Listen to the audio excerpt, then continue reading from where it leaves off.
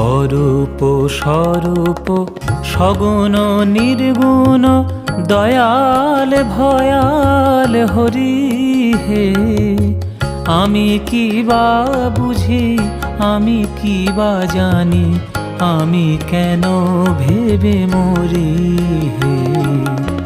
অরূপ স্বরূপ সগুণ নির্গুণ দয়াল ভয়াল হরি হে। আমি কি বা বুঝি, আমি কি বা জানি, আমি কেন ভেবে মরি হে।